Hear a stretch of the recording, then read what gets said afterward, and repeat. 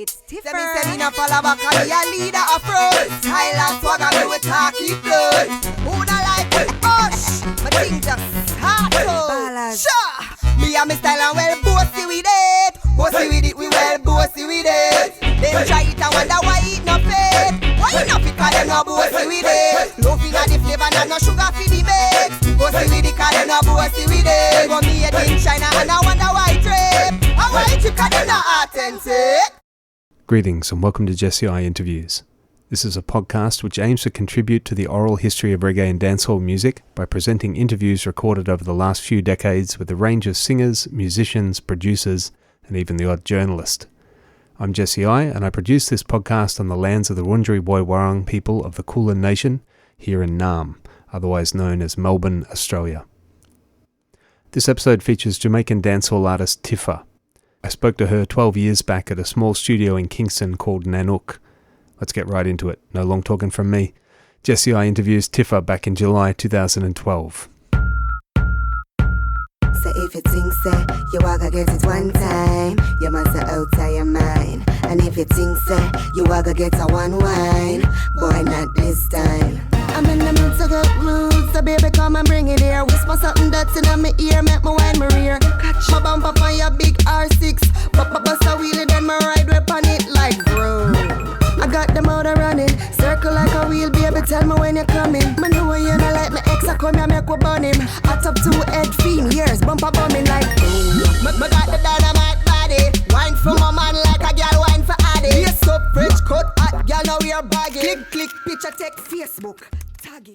Okay, right now I'm in Halfway Tree in Kingston, Jamaica with the artist Tifa. Thank you for joining us here on Babylon Burning. Thanks for having me. So I always like to start at the beginning. If you can tell us where you were born and what life was like growing up. Well, I was born in Kingston, Jamaica, Natal Hospital. I'm the only child from my mom and one of six from my dad. Growing up, initially we grew up in downtown Kingston.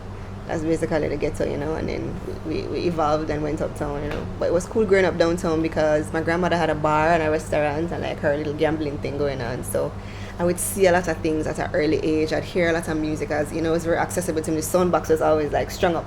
So music was always around me, Mm-hmm. My dad and my mom were great collectors of music and, we basically moved from rags to not really riches, but, move,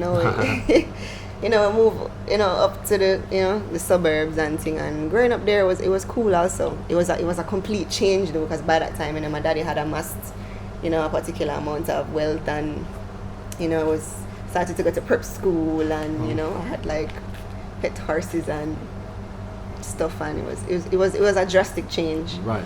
But I mean, he loved music and he was a great collector of music, and he had like big. I remember him having big chests upon chests of records. Especially that time, I'm an 80s baby, so it was a lot of like Patti LaBelle and Teddy Prendergast and Aretha Franklin and all of that type of music and 70s disco, So it was like a melting pot of dancehall as well as everything else, because he was widely cultured. So that was pretty good. And then my mom and dad broke up, went back downtown. Oh. Till I couldn't get along till my grandma died, and then my mom bought a house. Like she worked and she bought a house, and by that time she met my stepdad. My stepdad now is still a producer. He's responsible for Lady Saw. He's the one that brought Lady Saw to you, Okay. He's the one that created Lady Saw. So by that time now, I still was around the music, and then he and my mom opened a record store.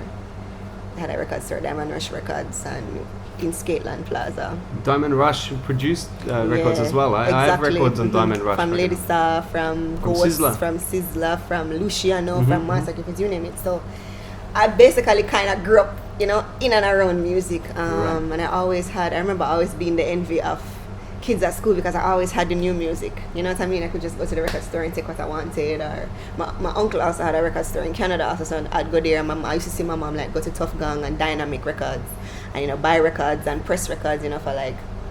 So I basically grew up in and around it. It's not something that I publicized in coming into the business because I didn't want people to think that that's the reason why. I basically did it on my own because as you can tell, I'm not really on any of his productions, etc., etc.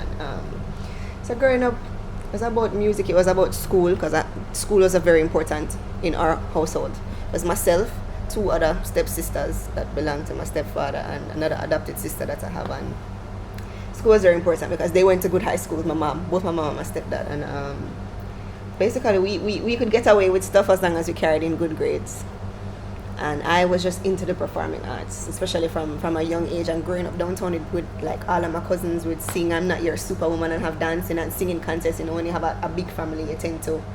So I was always in the choir, always in the dance troupe, always in the, you know, so on and so forth. And then after that I took a break for a while. Went to college because my mom was like, you're my only girl child, you're my only child, you're going to college, I don't care what you want to do in your life, as long as you have a degree I don't care. So I went to college, I went to UA and studied psychology and human resource management, and it was there that I met my boyfriend at that time, and he was just like, you have this wonderful voice, and you're nobody can trace like you or flow like you, and what you doing. And that's how I basically went back into music because of him. I would do like backup for my stepfather and like choreograph stuff for his videos and his artists and stuff. But other than that, I wasn't really doing anything. I wasn't until I met him. Cut a demo. Ended up by Danny Champagne's camp for a little bit. Ended up by Flow Factory for a little bit. And then Ward 21, and then the rest is history. Right.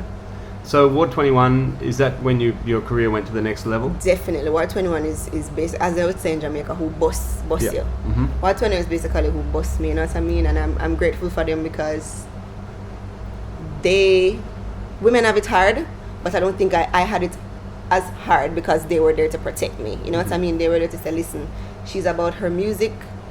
That's what she's doing. If you not come to her with no music, leave her alone. You know what I mean? So they basically shielded me from a lot of stuff. A lot of people thought twice about doing or saying certain things because they knew that I was affiliated with them. Okay. So definitely. How did you come to make the link with Ward 21?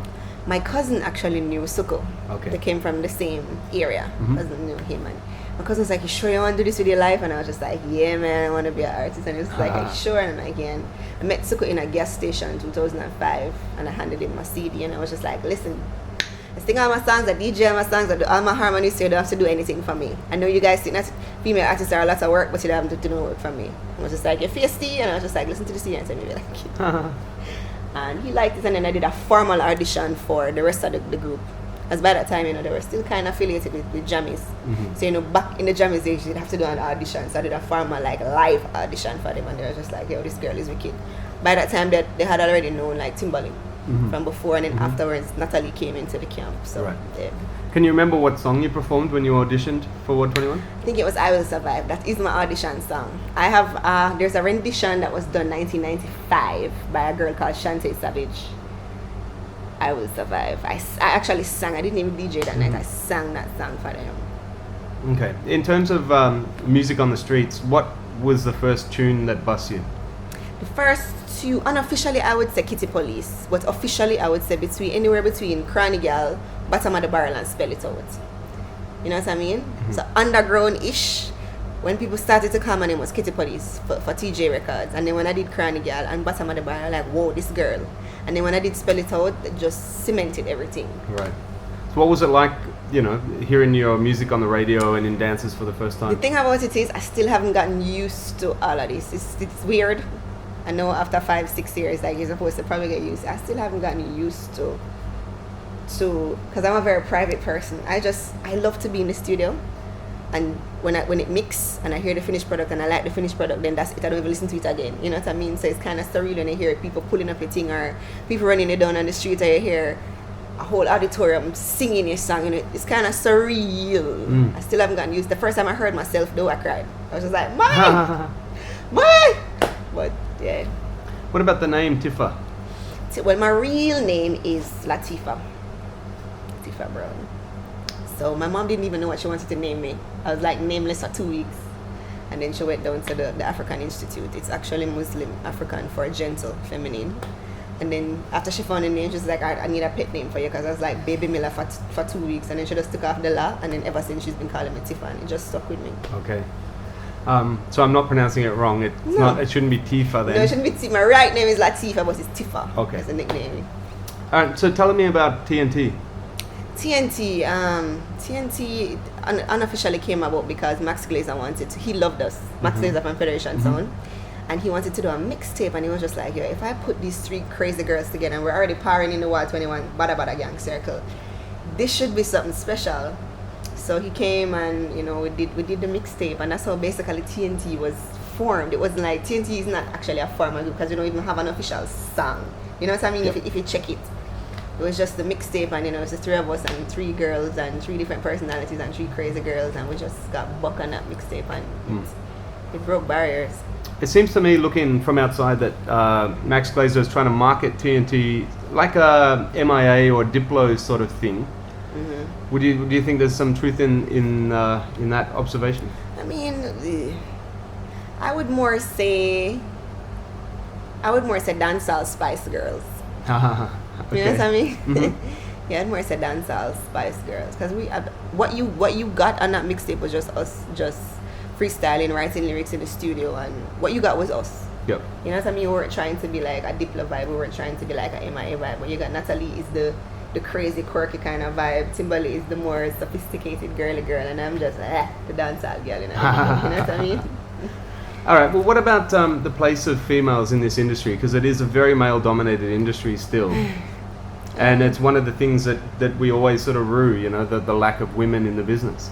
It's better, but it's not where we would want it to be. You know what I mean? Before, we are getting a little bit more respect now. Before, it wasn't so much, you know what I mean? And I'm longing for the day when a female can run the place as opposed to just bust the place. You never hear of a female running the place. You always hear, yo, Popcorn run the thing, Conscience run the thing, Cartel run the thing, Actil run the thing, but you never hear a female run the thing. Yeah, she good. Yeah, she's hot right now, but you never hear a female run the thing. And it's not impossible, it's just that they're used to a particular thing, you know what I mean, and they find it hard to break out of it. Mind you, other females have made it bad for other females, but on the larger front, I just feel like we need to just give props to props is due. You know what I mean? Because you have talented females, but nobody can perform like Spice. You know what I mean? Nobody can do what Lady Saw did do. You know what I mean? Maca Diamond come in the business and bust 2 times as Lady Mackerel and as Maca Diamond again. You know what I mean? We have broken like barriers, and it just goes, wouldn't even say unnoticed, but I don't even know what's the word to say. And I think it's Cecile. You know what I mean? Cecile is huge. I remember when I went to Europe in 2008, she was who I was seeing on MTV, and I was just like, whoa, why isn't Jamaica taking note of this? Right. You know what I mean? Mm-hmm. And it's so sad that, you know, if you don't have a clique of men behind you, or if you not say this or say that, you can't get the justice that you deserve. So tell me about what's coming up next for you. The album is coming up next. Supposed to be released September, October. It's called Twisted Footprints. I think it's about time we put out an album now. Okay? It's about time. Mm-hmm. It's called Twisted Footprints, and it's about my journey, not only in the industry, but as a female, as a human being. Initially, I was going to call it This Is For Anyone, TIFA, but I changed it. There's a song on it for any and everyone. There's a song about virginity. There's a song about child molestation. There's a song about like everything on that album. There's a wicked freestyle, and it's with myself and Conley from 121. I know Conley is like the lyricist, and we just got buck in the studio today and we just talk. That's my favorite track on the album is the freestyle, because it doesn't like real. It's reminiscent of old hip hop freestyle, but it's dancehall. You know what I mean? It's I'm really proud of that track. So I can't wait for it to come out. Twisted Footprints. More singles, of course, because you know I'm always working. That's all I do. Work, sleep, work, sleep, work. So more singles coming out. Sumfest tomorrow. Just came back from Philadelphia Monday gone with Baby Sham, and I show with Baby Sham. So you know it's summer, so you know we're busy. We work every weekend and back in the studio. You know, sorting out stuff, shooting a video this week also for Hold On the Poolside Rhythm by Washroom. That song is picking up a lot of momentum. People seem to like it a lot. So I'm going to shoot a video for that on Thursday, as well as we have started shooting a video for the song with myself and Laza Morgan in Philadelphia. I'm going to finish it up here. So the work just continues, you know? Yeah. All right. So is there a message you'd like to pass on to all the listeners back in Australia? I can't wait to come over there. And thanks to all of the love and support, like whether Australia, anywhere in the world, you know, big up on yourself. Like you guys made Tifa into what she is today, and I'll never forget that. The days when promoter giving me trouble, or the days when I don't want to go on that stage, and then when I think about the love that people show me, you know what I mean? Because my journey, even though it was easier than most female, it was easier, you know what I mean, in terms of like my legs and people, me breaking down certain barriers. And just the love that the fans show me, like, okay, so you have a cute little wine walk, that don't matter, you know. What matters is what's coming out of your mouth. So I'm grateful for that every single day, and I just want to say thanks to all the love and support. And as long as there's breath in me and as long as I'm sane, I'll just continue to do the work that I'm doing.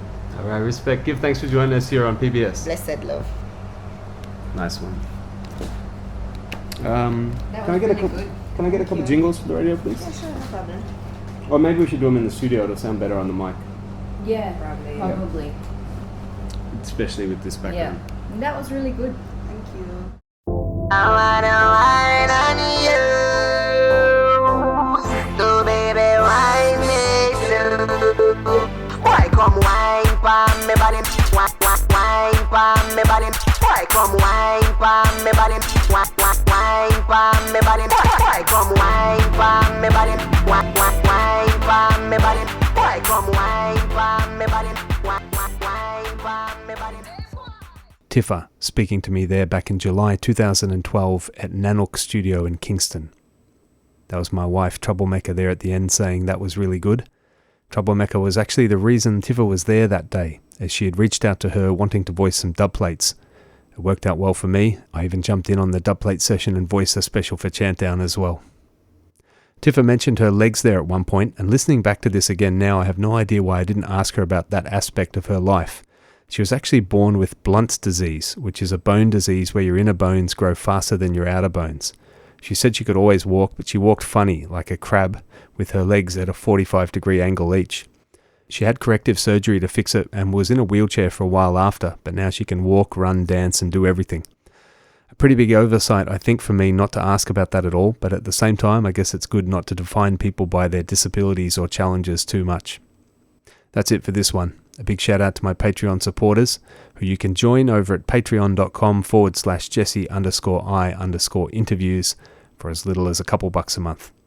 Big up the Don, Armageddon Time, the Real General Empress Irie, me Idrin Tom Tanaki, and me Chargy DJ Pablito. Thanks for listening. Eyes as every time. Integrity IFS Tifa straight out of Kingston, Jamaica. Me said that short.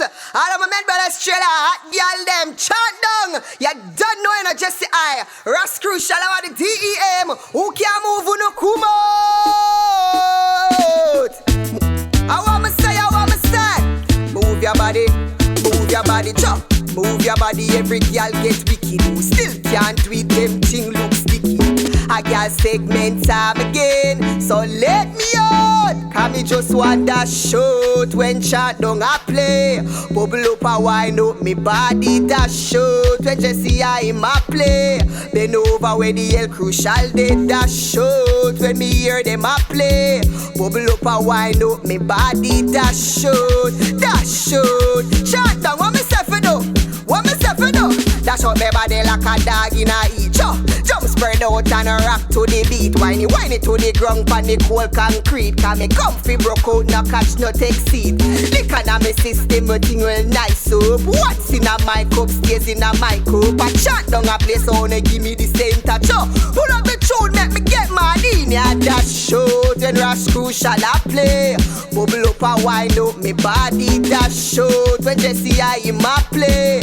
Bend over with the hell me man did, dash shoot when chat down a play. Bubble up and wind up me body, dash shoot. Hear me now, chant down. Make me spin it like a giga, wine it like a propeller. Cool and deadly, madly in ya. Arch me back and tip on my toe. Jiggle it up like a real go-go. Jesse I play so no let me out the cho. Galang bad and broke out, yeah. Top foot lock, boy, all them things they. If a dance contest, what me say, chant down, make me dash shoot.